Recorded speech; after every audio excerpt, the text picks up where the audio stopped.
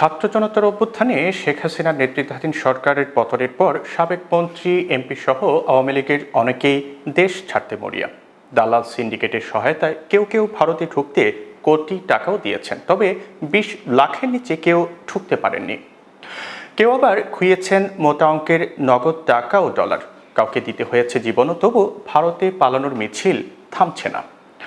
গণমাধ্যমের খবরে বলা হচ্ছে যে এই সুবাদে ভারত বাংলাদেশ সীমান্তের বিভিন্ন পয়েন্টে থাকা চিহ্নিত দালালদের পুয়াবারও। অভিযোগ আছে ভিআইপিদের অনেকে পার হওয়ার সময় দুদেশের প্রশাসনের লোকজনের সহায়তা নিয়েছেন।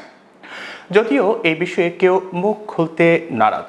বলা হচ্ছে আওয়ামী লীগের সাজানো প্রশাসন হওয়ায় কৃতজ্ঞতা প্রকাশ করতে অনেকে তাদের নির্বিঘ্নে দেশ ছাড়তে সব ধরনের সহায়তা দিয়েছেন এবং এখনও দিচ্ছেন।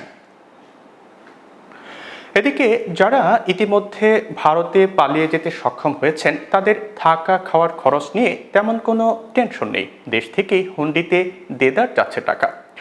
আবার কারো কারো মোটা অঙ্কের অর্থ তৃতীয় পক্ষ পুরোটাই গায়েব করে দিয়েছেন, এরকম কিছু খবরও গণমাধ্যমের হাতে এসেছে। অপর একটি সূত্র জানিয়েছে আওয়ামী ভিআইপিদের অনেকে ভারত থেকে দালালের মাধ্যমে নেপাল হয়ে পাড়ি জমিয়েছেন কাঙ্ক্ষিত দেশে। কেউ কেউ ভারত থেকে সরাসরি চলে গেছেন ইউরোপের কোনো কোনো দেশে, যেখানে আগে থেকেই তাদের বিপুল পরিমাণ সম্পদ রয়েছে।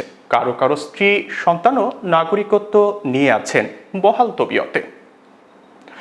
গণমাধ্যমের খবরে বলা হচ্ছে শেখ হাসিনা পালিয়ে যাওয়ার পর ৫ আগস্ট মধ্যরাতে খোদ আওয়ামী লীগের সাধারণ সম্পাদক ওবায়দুল কাদের যশোরে চলে যান।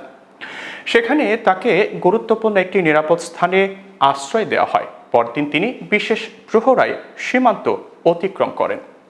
এছাড়া ৭ আগস্ট রাজশাহী সিটি কর্পোরেশনের সাবেক মেয়র খায়রুজ্জামান লিটন ও বিতর্কিত পুলিশ কর্মকর্তা বিপ্লব কুমার সরকার সহ আরও বেশ কয়েকজন বেনাপোল সীমান্ত দিয়ে ভারতে ঢুকেছেন। এমন খবর নিশ্চিত হওয়ার পর স্থানীয় বিক্ষুব্ধ লোকজন বিক্ষোভও করেছেন।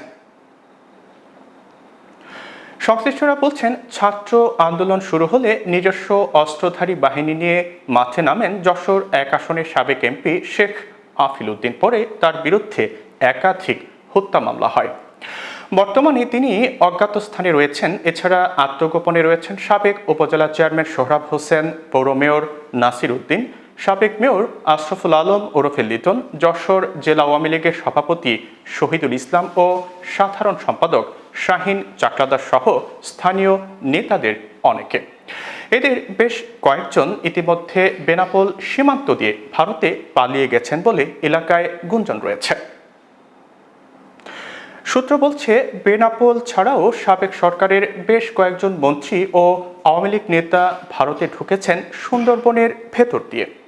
এদের মধ্যে সাবেক মন্ত্রী অ্যাডভোকেট সম রেজল করিম, তার ছোট ভাই নাজিরপুর উপজেলার সাবেক চেয়ারম্যান শাহিন, পিরোজপুরের আলোচিত এমপি মহারাজ ও তার ছোট ভাই ভান্ডারিয়া পৌরসভার সাবেক চেয়ারম্যান মিরাজ প্রাণ বাঁচাতে সুন্দরবনের খুলনা অংশের ভেতর দিয়ে হেঁটে হেঁটে ভারতে পালিয়ে যান। বর্তমানে তারা কলকাতায় অবস্থান করছেন বলে জানা গেছে। সূত্রটি আরও জানায় যে সরকার পতনের পর সাবেক মন্ত্রী এমপি সহ রাজনীতিবিদদের মধ্যে যারা ভারতে যেতে সক্ষম হয়েছেন তাদের মধ্যে অন্যতম হলেন সাবেক শিক্ষামন্ত্রী মহিবুল হাসান চৌধুরী নৌফেল, নারায়ণগঞ্জের আলোচিত এমপি শামীম ওসমান ও আওয়ামী লীগের দপ্তর সম্পাদক বিপ্লব বড়ুয়া। এদের মধ্যে শামীম ওসমান দিল্লিতে এবং নৌফেল ও বিপ্লব বড়ুয়া পশ্চিমবঙ্গে বারাসাত এলাকায় অবস্থান করছেন বলে জানা যাচ্ছে।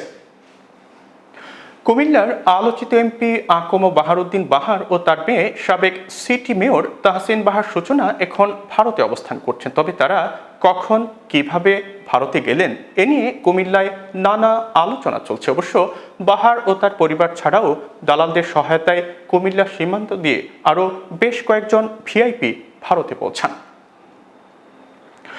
সংশ্লিষ্টরা বলছেন যে দালালদের সহায়তায় একের পর এক আওয়ামী লীগ নেতারা ভারতে পালাতে সক্ষম হয়। স্থানীয়দের অনেকেই ক্ষুব্ধ। এ কারণে এলাকায় অপরিচিত কাউকে দেখে সন্দেহ হলে তাদের ধরে বিজিবির হাতে তুলে দেওয়া হচ্ছে।